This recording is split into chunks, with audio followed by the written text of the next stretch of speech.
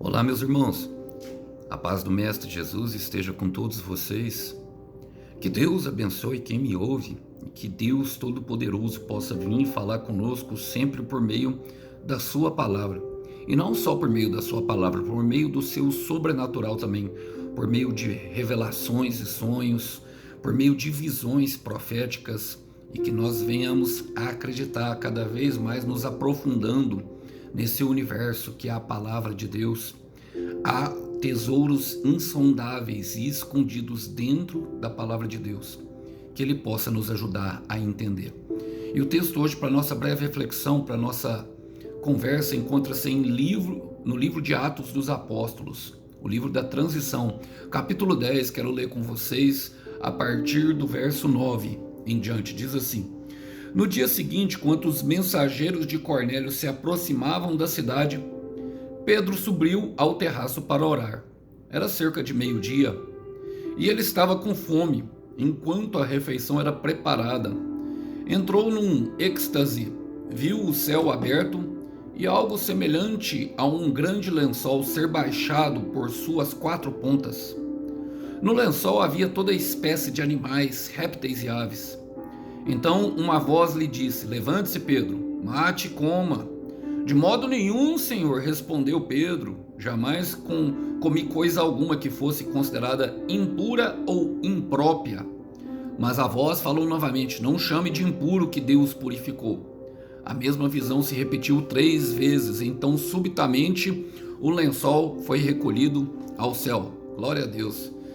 Irmãos, o texto em questão é extraído do livro de Atos, que eu gosto de contextualizar como o livro da transição, porque é uma ponte entre Jesus Cristo encarnado, através dos apóstolos, dos mensageiros, dos presbíteros, a igreja fiel, o organismo vivo fundado pelo Senhor, para chegar até nós, essa mensagem que salva, que liberta. Ou seja, Jesus Cristo foi uma semente plantada, a cruz de Cristo é uma semente, foi plantada para que a salvação chegasse até nós. E logicamente diluída, se assim eu posso falar, não diluída, porque não tem como diluir algo que a sua essência é pura e poderosa para curar, mas difundida seria a palavra, ou seja, para poder alcançar o maior número de pessoas o possível, formando assim uma família para Deus, que vai ser arrebatada e vai morar com Ele no céu. E aqui era um encontro com propósito, justamente uma conexão de propósitos, a qual Deus estava preparando o coração de Pedro e de Cornélio. O Cornélio era um homem, um gentil, um oficial romano, que talvez, e eu tenho plena convicção que a palavra seria proclamada através da vida dele. Ele seria um grande evangelista e levaria ali, através da bondade do Senhor, que chegou para a casa dele e na casa de seus familiares, através da vida de Pedro, que se tornou um pescador de homens. Mas para isso o Senhor precisou ali trabalhar o coração de Cornélio para que ele o buscasse e orasse. A palavra fala que ele ore, e também desse uma visão a qual desse a direção para ele, que ele enviasse esses mensageiros, que é o momento certo, mas também precisava preparar o coração de Pedro. E eu quero fazer as aplicações pertinentes ao que se refere ao trabalhar na vida de Pedro para nós. Vamos lá? Diz assim, ó: No dia seguinte, quando os mensageiros de Cornélio se aproximaram da cidade, Pedro subiu ao terraço para orar. Era cerca de meio-dia. Essa hora, irmão, cerca de meio-dia, representa justamente a hora mais quente do dia. Ela tem um simbolismo de deserto, um simbolismo da sequidão da nossa alma. Está falando que Pedro ia subir, mas Pedro subiu enquanto os mensageiros de Cornélio se aproximavam, por uma ordem de Deus. Nós devemos lembrar disso. Então eu quero te dizer, irmão, a resposta da sua oração já está a caminho, antes mesmo de você ter orado. Você crê nisso, meu irmão? Você crê nisso, minha irmã? Bom, eu estou pregando aqui, então eu creio que essa mensagem é para pessoas que talvez pensem que Deus não responde oração. Eu quero te falar, a resposta já está a caminho, vai chegar. E olha, o Senhor Jesus ensina para nós como nós devemos orar. Ele fala em Marcos capítulo 11, versículo 24, pois eu afirmo a vocês, essas são palavras fidedignas, a verdade falando a verdade. Pois isso eu afirmo a vocês, quando vocês orarem e pedirem alguma coisa, creiam que já receberam. Eu quero repetir isso. Creiam que já receberam. Eu vou repetir para que entre em teu coração. Vou repetir mais uma vez. Creiam que já receberam, e assim tudo lhes será dado. E da etimologia da palavra tudo significa tudo. Tudo é possível ao que crer, irmão. Então creia que já recebeu. Esse é o sentimento que deve invadir o nosso coração. Esse é o sentimento que deve tomar conta da nossa mente, de crer nas boas promessas do Senhor, para que nós venhamos a avançar e caminhar nesse sentido, sobre esse caminho, um caminho de promessa, um caminho de preparação. Olha, ele continua falando, e ele estava com fome, enquanto a refeição era preparada. Eu quero repetir, ele estava com fome enquanto a refeição era preparada. Então eu quero te dizer, meu irmão, minha irmã, que Deus já colocou no forno o que vai saciar a sua alma. Sim, já está no forno, já está sendo preparado também, e talvez já até esteja preparado, talvez ele esteja te preparando, eu não sei um processo de cada pessoa, meu irmão, cada processo ele é individual e personalizado. Deus trabalha de forma personalizada com cada um, mas o que a palavra diz para nós, para aqueles que ouvem, que Deus já colocou no forno. Agora não abra o forno antes da hora, irmão. Quando nós tiramos o bolo do forno antes da hora, vocês sabem o que acontece? O bolo ele pode eclodir, né? E ali o fermento não ter completado a ação necessária, que é de crescimento, ou seja, ele pode ficar duro, ele pode não ter a maciez necessária, aquela forma perfeita, aquela textura perfeita que nós colocamos no nosso paladar e sabemos que o bolo está perfeito, mas Deus já colocou no forno aquilo que vai saciar a alma, aquilo que vai dessedentar a tua sede, irmão. Deus está tomando conta de tudo. Sabe por quê, irmão? Porque em Lucas, no capítulo 18, versículo 7, no versículo 1, começa contando a história de uma viúva, do dever e da persistência de orar. Todos nós devemos orar pelos nossos pedidos, por aquilo que a nossa alma tem sede, porque tanto querer quanto o operar, segundo Filipenses capítulo 2, versículo 13, vem de Deus.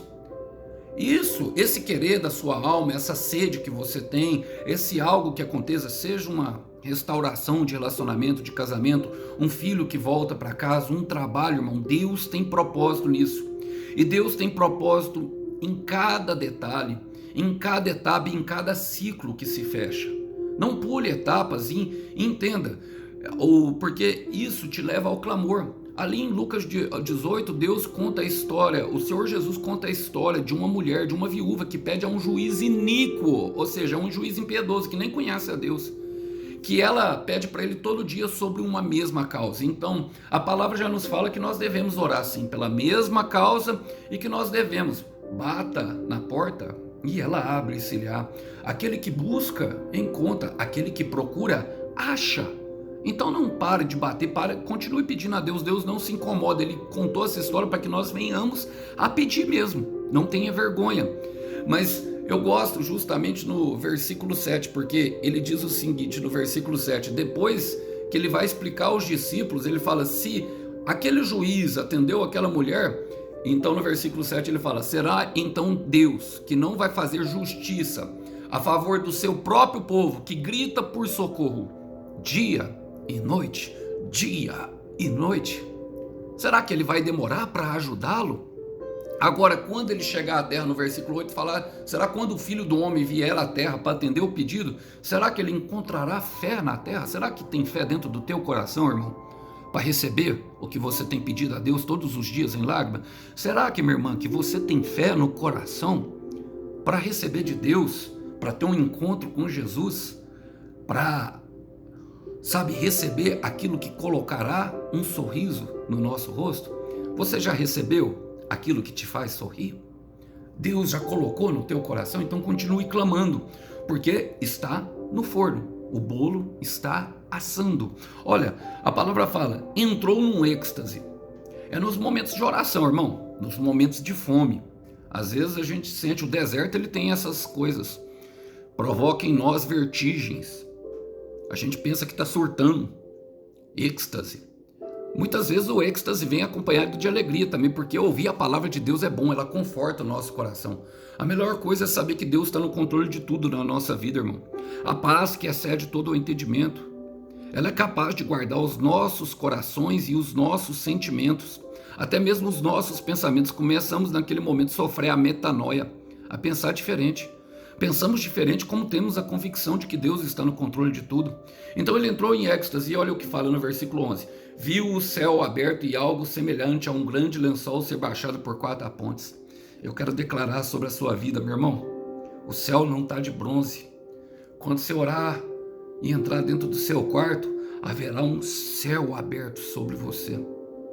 E você verá grandes nuvens e você verá, sentirá a presença de Deus, porque há um céu aberto dentro de um quarto fechado. Há um céu aberto para quem confia em Deus. Há um céu aberto para quem entrega as suas preocupações, as suas aflições e alivia o fardo com o Senhor Jesus dentro do quarto de oração. Dentro de um quarto fechado há um céu aberto, irmão. Olha, eu quero ler com vocês capítulo 2 de Joel, que é uma palavra bastante conhecida, o profeta Joel.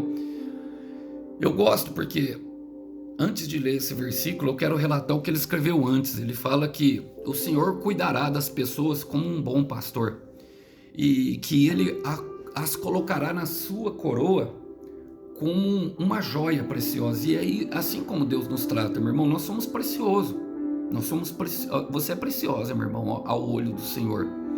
E ele está, logicamente, nos incentivando justamente a cuidar um dos outros. O serviço, todo mundo tem um pouco de pastor. Todo mundo cuida um pouco dos outros. Paulo fala em Gálatas 6, versículo 2, levais os fardos um dos outros. Ou seja, um dos outros. Nós devemos ajudar as pessoas nos momentos de perseguição, no momento em que a fé está abalada, no momento em que o espírito se abate. Todos nós passamos por essa situação.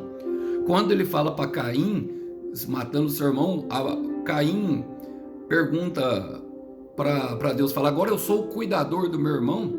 E a pergunta de Deus revela justamente aquilo que está dentro do coração, porque todos nós temos um pouco de pastor, não se engane.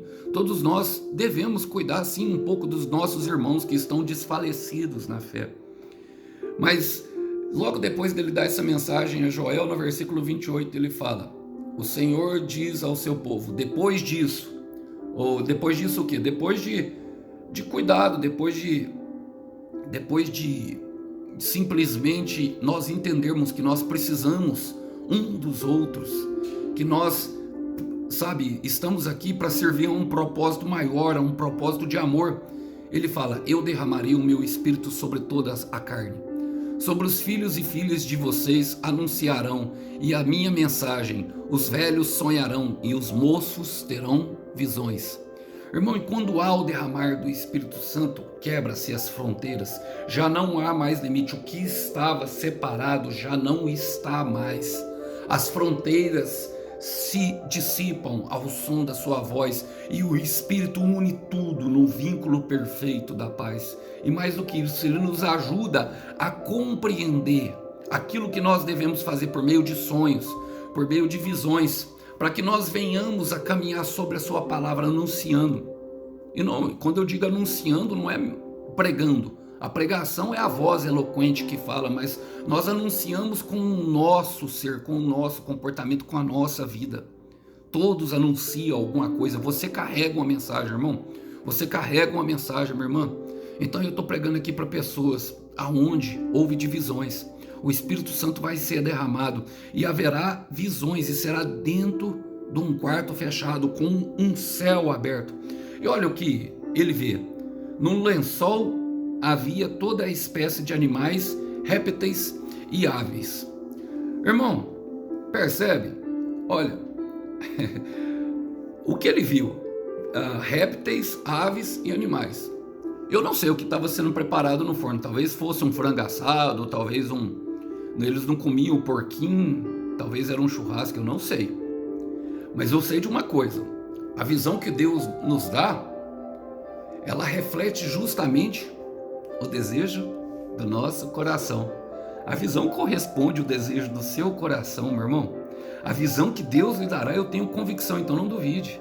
Ela corresponderá ao desejo do seu coração, porque o querer veio dele, irmão. Entenda isso, meu irmão. O desejo que tem no seu coração veio dele. A fome da sua alma veio dele. Você entregou a vida para Jesus, não entregou? Então deixa ele fazer. Não tenha medo, pequeno rebanho. Apenas creia. Por mais que as circunstâncias mostrem que o querer não seja, as circunstâncias desfavoráveis só mostram que Deus está no controle. Ele vai te levar até o lugar aonde é impossível. Porque ele ainda é o Deus do impossível. Como conhecer um Deus que cumpre uma visão que é impossível, se não existir a impossibilidade no nosso caminho? Então a visão corresponde ao seu desejo, mas nesse processo você vai ter que aprender a adorar.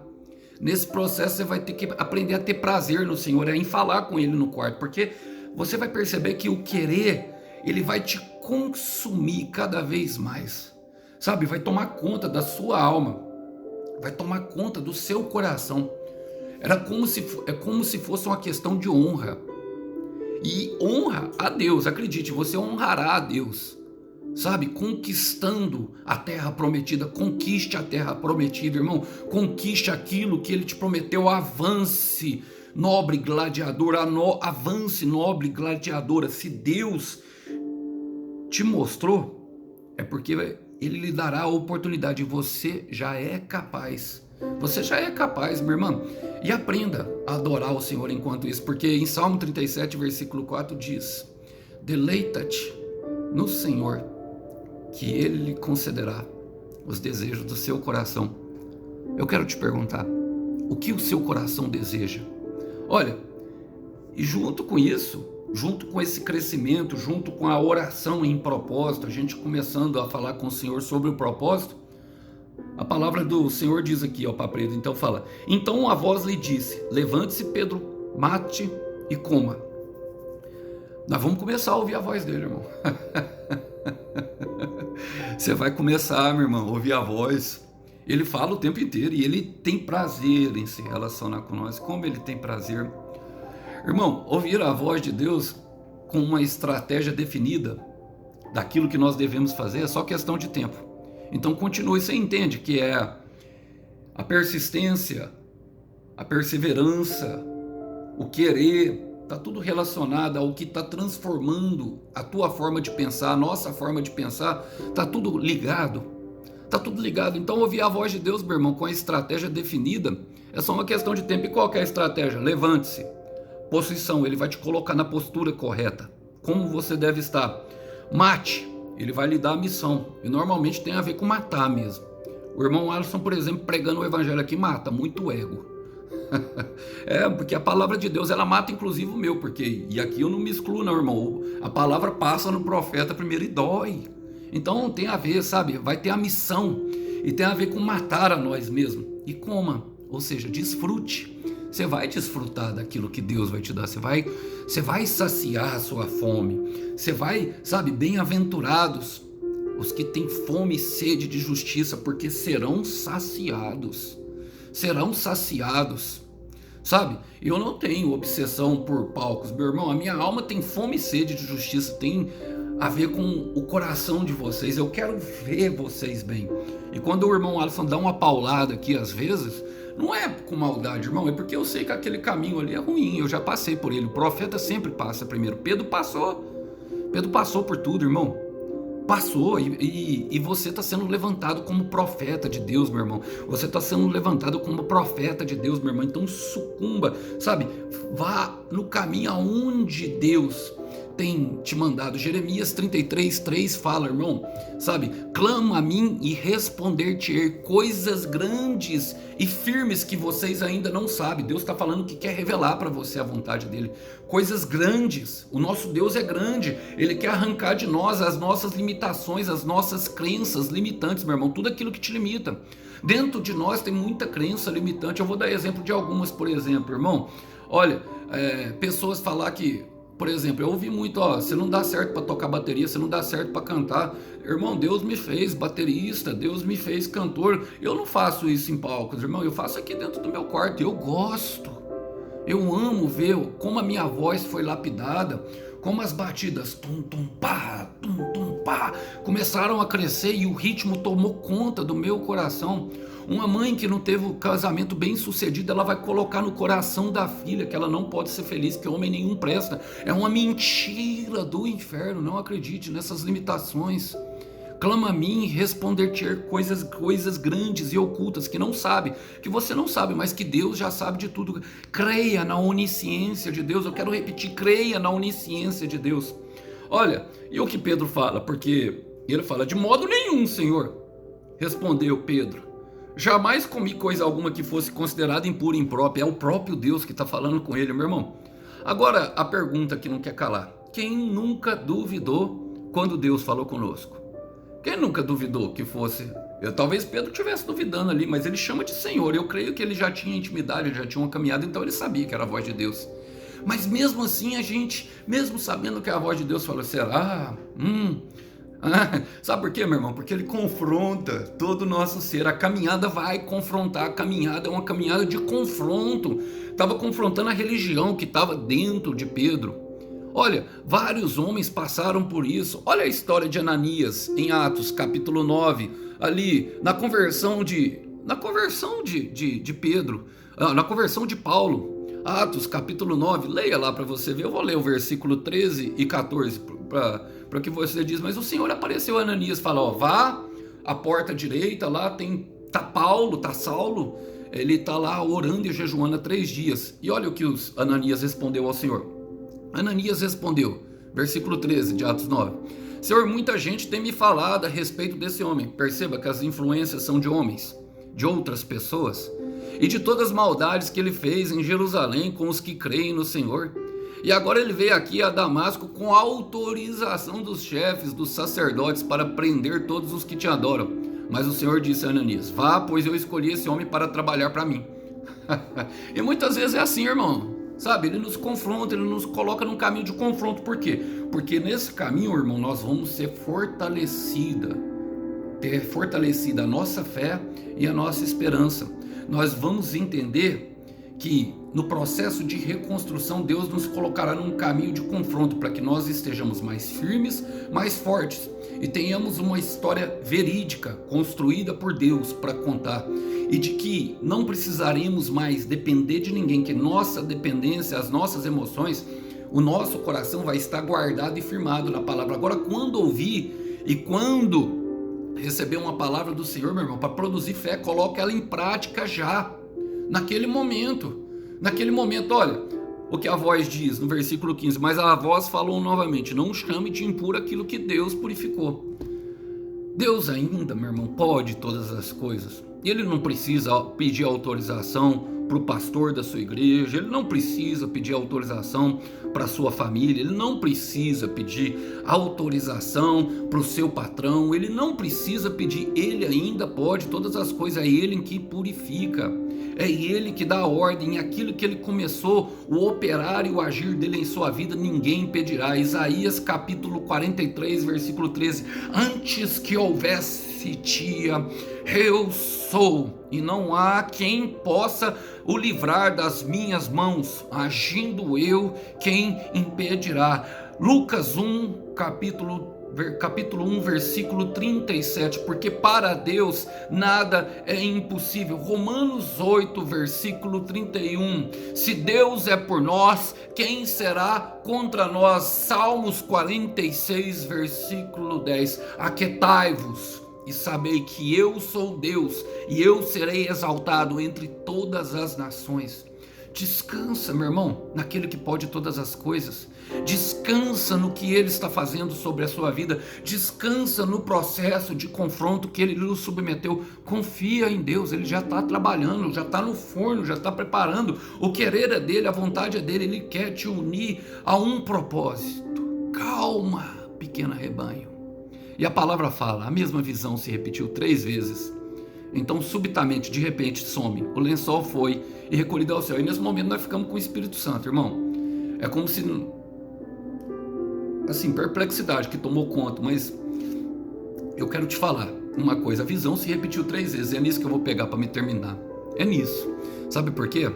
A visão, o sentimento, os pensamentos e tudo que envolveu aquela experiência que você teve com Deus, vai repetir até te convencer. Sabe por quê? Porque ele ainda é o espírito do convencimento e ele pode nos convencer de todas as coisas. Então, em vez dele nós ficarmos perdendo tempo com o convencimento, entregue-se hoje já, entregue-se enquanto há tempo para amar. E eu quero terminar com vocês com Abacuque, capítulo 2, versículo 3, que diz o seguinte: pois a visão é ainda para o tempo determinado, e até o fim falará. Eu quero repetir, até o fim falará no teu coração e não mentirá. Não tem mentira, é verdade. Quem mente é Satanás, ao contrário. A promessa é boa, purificada, agradável aos olhos do Senhor. A vontade do Senhor é boa, perfeita e agradável.